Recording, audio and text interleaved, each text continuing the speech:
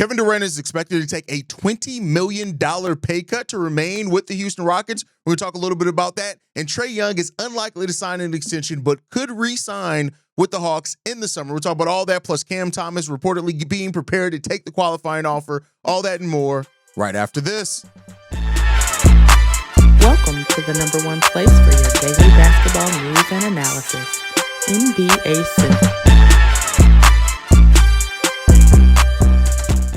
What's going on, basketball fans? Welcome to another episode of What's going on, basketball fans? Welcome to another episode of NBA Central, your number one spot for everything basketball related. I'm the host there, Hayes, but more importantly, you guys can follow the channel at NBA Central Pod on every social media platform we happen to be on. With that said, let's go ahead and get into this content for today. According to NBC Sports, Kurt Hillen there, he says this: the contract has to be short in this case, but what is a fair number for the future Hall of Famer? One source who spoke to NBC Sports during Summer League suggested KD might dip to about the 100 million mark for 2 years, around 10 million a season below the max, but still 50 million a season. However, maybe that number is too high. Maybe Durant will take less. He has the right to make whatever choice he thinks is the best for him and the legacy and his family. Now, there's been a lot of talk about what Kevin Durant's contract extension with the Houston Rockets could be. We've talked about the fact that both Kevin Durant and the Rockets both do not expect or even seeking a max level contract. Now,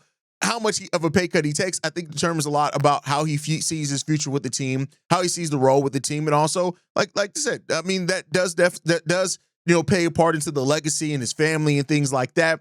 And we'll see what happens. The Houston Rockets traded for Kevin Durant, and even though it's been reported that they are fully comfortable going into the season without having a contract extension for Kevin Durant and operating it as an expiring deal. And, that not only gives them some time to see what Kevin Durant actually looks like with this young core that they're developing and hoping that, Kevin Durant's going to help them take them to the next phase, not only in their development, but also as a team, as they need somebody who can score outside the framework of the offense, which is really good to see that part of it. But also the fact of the matter is Kevin Durant looking and seeing, all right, how much of my basketball career can be extended playing with these young guys? How much is Amen Thompson going to be that alpha on this team going forward, which allows me to kind of do a little bit more other things? Alfred Sengun, Jabari Smith, how do these guys continue to develop? Don't overlook Reed Shepherd's part in all of this, as well as a former number 3 overall pick who could also take this thing and go a little bit further with it as well. So, we'll see what happens when that all comes down to. But hearing that Kevin Durant can take as many as 20 million less, or 20 million of a pay cut, I mean, we'll see what happens there. Kevin Durant, if he stays within the $50 million range, how does that affect the flexibility of the Houston Rockets? And I think when it comes down to the Rockets, it's going to be about how much do they feel like giving him that level of contract keeps them from being able to add to the team. How far can they go with the version of the team as it currently is constructed is going to be a big question there. Now, keep in mind as well, the Houston Rockets are $68 million beneath the luxury tax next summer. And so that provides them the flexibility if they keep everything else relatively the same with giving Kevin Durant money that he wants to. When you really look at it, the only players that are free agents next year, Tari Eason will be a restricted free agent, so they do have to find a way to pay him as well. But Deshaun Tate, Josh Okogie, Aaron Holiday, Jeff Green, these guys are all free agents. Now, when you look at everybody that's locked up, Sengun's locked in. Fred VanVleet, he's locked in with that player option next season. Steven Adams, Dorian Finney-Smith, Jabari Smith, Reed Shepherd, Amen Thompson, even Clint Capella. Everybody else is locked in. The main part of that core, everybody else is locked in. And so because of that, it does provide them a little bit of flexibility deciding what they want to do with Kevin Durant and how much they want to pay him. And I do think that they're gonna find a balance there. If this team works out the way, and when you look at how many games they won last season, you've added a player like Kevin Durant. One of the things I talked about on the last episode for them in the Houston Rockets is really about how close can you get to what Jeff Green would have been getting paid, and if that plays a part into Jalen Green, how much he's getting paid. And that plays a big part and role into all of this as well. And that's where the Houston Rockets and everybody's going to have to figure out. And that's perfectly fine. Kevin Durant's probably going to take a pay cut. And at this stage of his career, a pay cut is fair and it's reasonable, especially if you're in a team that's contending and the young players are going to be a big part of why you're able to contend going forward. And we'll see what Kevin Durant does. But let me know down below, how much of a pay cut do you think Kevin Durant takes on his next deal with the Houston Rockets? How close to being at $50 million where he currently is does he get to? Let me know what you guys think on that down below. From one extension to another, it's now come out that Trae Young is unlikely to reach a contract extension with the Atlanta Hawks this season. Now, we've talked a little bit about that. We've talked about Trae Young just last week, kind of being a little bit offended that the Hawks have not offered him a max level extension quite yet. We talked about the reasons why that makes sense for the Atlanta Hawks really trying to take a look. They went out, they added players to this team that are going to help him with the shortcomings defensively. I think that's a big important thing for Trae Young. You want to be on a team that helps you overcome some of that. And that's good. Now they want to see, all right, how well does Trae Young now play in an open East with the defensive players that we've added? Jalen Johnson, what step does he take? Dyson Daniels, what step does he take?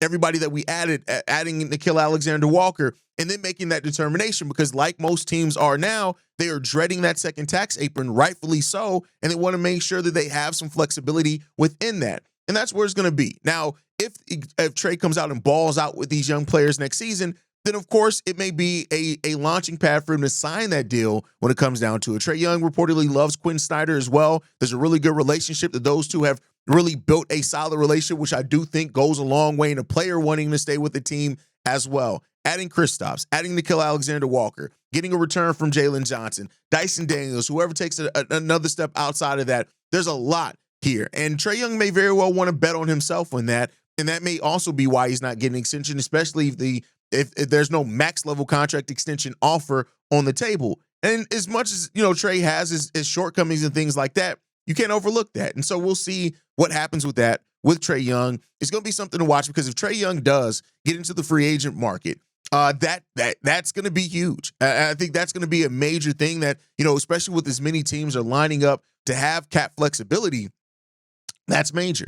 And he does hold a player option for the 2026-27 season. So we could be talking about a Trae Young that opts out of the contract, whether it be to re-sign a more long-term deal with the Atlanta Hawks or put pressure on them by having the chance to sign with another team after surveying how the season goes.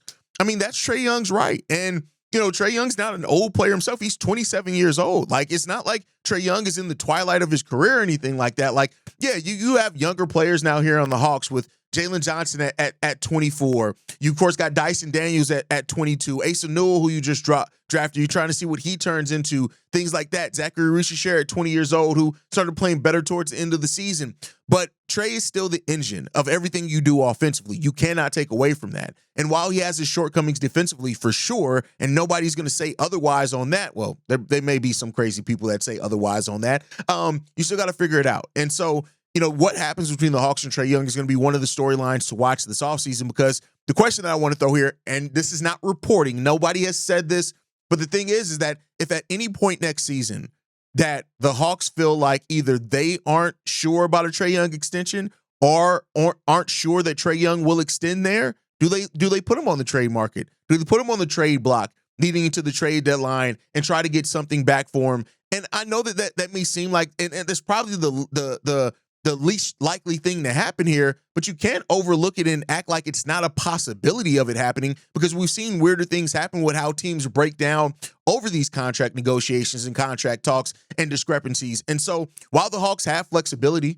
financially, they're $68 million below the first tax apron next year before any re-signing of Trae Young. It is something that they have to ask themselves. And if you sign Trae Young to a max extension, if that's what he's seeking, the flexibility that you have here, how far away are you from truly feeling like you're a contender in the Eastern Conference? And that's going to determine a lot of what happens there. And we shall see how that works out as well. But let me know what you guys think down below. From that to Cam Thomas. Cam Thomas reportedly is fully ready to take the qualifying offer. Now, some could say that if he's ready to take the qualifying offer, why has it happened? Not yet. And I'm sure Cam Thomas is reviewing the situation. If Cam takes the qualifying offer, not only with the way that the Brooklyn Nets have drafted a bunch of young guards, they don't have to prioritize playing him. What if he gets hurt? What if you have to ask yourself those questions when betting on yourself on the qualifying offer? But according to Jake Fisher, that Cam Thomas is increasingly interested in signing a $6 million contract offer from the Brooklyn Nets. He's 23 years old. He's 23 years old. He would be an unrestricted free agent next summer at 24, still putting him at a chance to sign a big contract while he's in the midst of his prime. And reportedly, the Nets have not made any aggressive attempts to keep Cam Thomas long-term. And to me, that says a lot. Cam Thomas, who averaged 24 points, 3.3 rebounds, 3.8 assists last season. He's reportedly looking for a deal in the range of $30 million, whereas the team have only offered him 2 years, $14 million.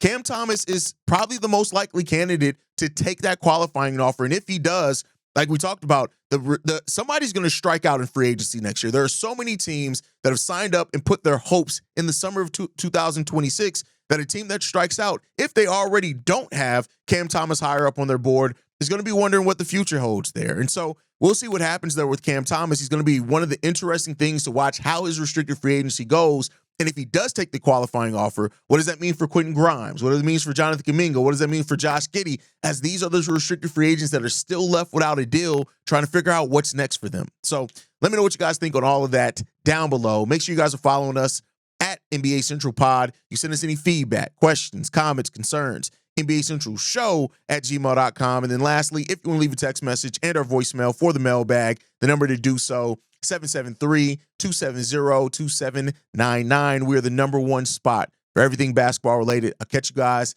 the next time I feel like making a video, probably tomorrow. Peace, y'all. This has been a presentation of the Breaks Media.